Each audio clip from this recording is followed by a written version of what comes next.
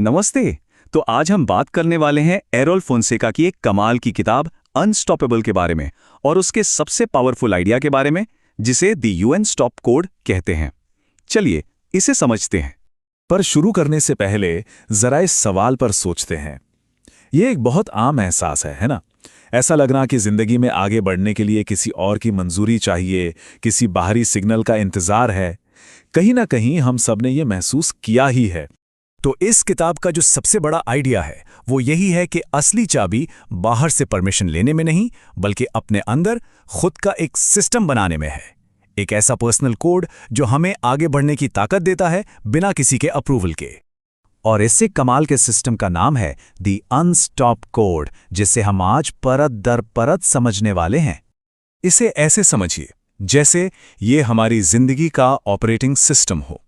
एक ऐसा कोड जो हमें हमेशा इजाजत मांगने वाली सोच से निकालकर एक ऐसी पहचान बनाने में मदद करता है जो खुद फैसले लेती है और जिसे फिर कोई रोक नहीं सकता।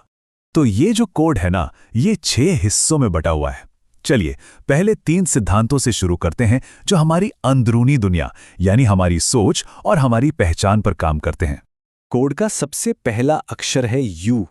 यू मतलब अपग्रेड योर थिंकिंग, क्योंकि सच तो यही है, हमारी बाहरी दुनिया हमारी अंदरूनी सोच का ही एक रिफ्लेक्शन होती है। अब ये जो स्क्रीन पर है ना, ये एक असली गेम चेंजर है। विक्टिम माइंडसेट हमेशा यही पूछता है, मेरे साथ ही ऐसा क्यों हुआ? जबकि क्रिएटर माइंडसेट पूछता है, ठीक है, मैं इससे क्या सीख सकता हूं? मान लीजिए किसी का इंटरव्यू में रिजेक्शन हो जाता है। विक्टिम माइंडसेट कहेगा, मेरी तो किस्मत ही खराब है। वहीं क्रिएटर माइंडसेट पूछेगा, अच्छा, इस इंटरव्यू से क्या सीखा जा सकता है? अगली बार और बेहतर तैयारी कैसे करूं? देखा, सिर्फ एक सवाल बदलने से ही पूरा कंट्रोल वापस अपने हाथ में आ जाता है। ठीक है, तो यू के बाद आता है एन, यानी नेम योर आइडेंटिटी, अपनी पहचान खुद तय करना।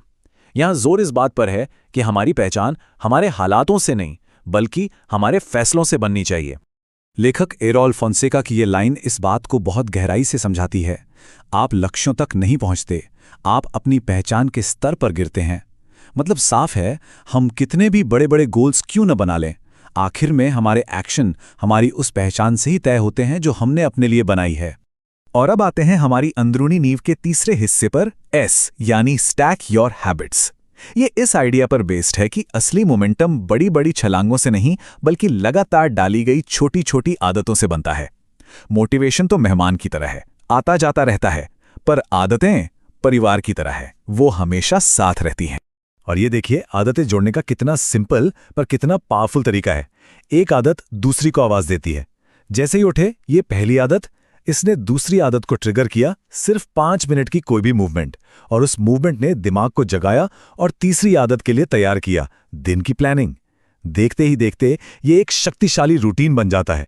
तो यूएनएस से हमारी अंदरूनी नींव तो तैयार हो गई। अब चलते हैं कोड के दूसरे हिस्से पर, टीओपी, जो बाहरी दुनिया में एक्शन लेने और जिम्मेदारी संभालने के बारे में है। अब आता है T, take back the driver's seat. इसका सीधा सा मतलब है अपनी जिंदगी की गाड़ी का स्टीयरिंग व्हील वापस अपने हाथों में लेना। सोचिए, जब तक हम अपने हालातों के लिए दूसरों को ब्लेम करते रहते हैं, तब तक हम पैसेंजर सीट पर ही बैठे रहते हैं, पावरलेस। लेकिन जिस पल कोई ये कहता है कि यहां से आगे हर चीज की जिम्मेदारी मेरी है, उसी पल सारी पावर उसके हाथ में आ जाती है। जिम्मेदारी लेना ही असली आजादी है। कोड का 5वां सिद्धांत है ओ, यानी ओवरकम दी ऑब्स्टिकल्स। ये मुश्किलों को देखने का नजरिया पूरी तरह से बदल देता है। यहां मुश्किलें सजा नहीं, बल्कि तैयारियां हैं। ये एक बहुत ही गहरा मेंटल शिफ्ट है। ज्यादातर लोग मुश्किलों को पनिशमेंट यानी सजा मानकर रुक जाते हैं, लेकिन जो लोग अनस्टॉपेबल होते हैं वो उसे प्रिपरेशन यानी तैयारी की तरह देखते हैं। वो ये मानते हैं कि जिंदगी उन्हें किसी बड़ी चीज के लिए तैयार कर रही है, इसलिए वो दर्द से भागते नहीं, बल्कि उसका इस्तेमाल करते हैं। और ये लाइन इस पूरे विचार का निचोड़ है। जो चीज किसी को तोड़ने के लिए होती है, वही उसे बना भी सकती है। और कोड का आखिरी लेकिन शायद सबसे जरूरी सिद्धांत है P, play the long game. ये आज की इंस्टेंट रिजल्ट्स वाली दुनिया के बिल्कुल ऑपोजिट है। ये रातों रात कामयाबी की बात नहीं करता, बल्कि सालों की मेहनत से महारत हासिल करने की बात करता है। तो लंबी दौड़ खेलने का मतलब क्या है? इसका मतलब है रोज बस थोड़ा सा बेहतर होना, इसका मतलब है वो मेहनत जो किसी को दिखाई नहीं देती, जिसे साइलेंट ग्राइंड कहते हैं। और सबसे जरूरी, अपनी जर्नी की तुलना किसी और से बिल्कुल नहीं करना। याद रखिए, धीमी प्रगति चलेगी पर रुकना मना है।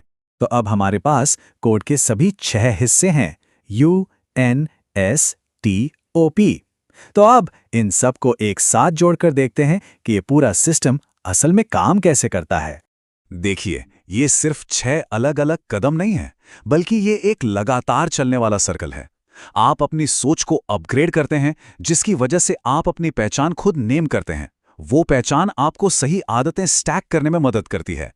आदतें आपको जिम्मेदारी टेक करने की हिम्मत देती हैं, जिससे आप मुश्किलों को ओवरकम करते हैं, और ये सब मिलकर आपको लंबी दौड़ प्ले करने के लिए तैयार करता है। और जब कोई इस सिस्टम को अपनी जिंदगी का हिस्सा बना लेता है तो नतीजा क्या होता है?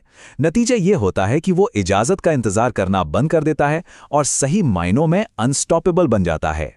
तो ये कोड हमें एक नक्शा तो देता है, पर असली सवाल तो यही है, इस नक्शे पर पहला कदम कहाँ ले जाता है? और इसका जवाब वो तो हर किसी को अपने अंदर ही खोजना होगा।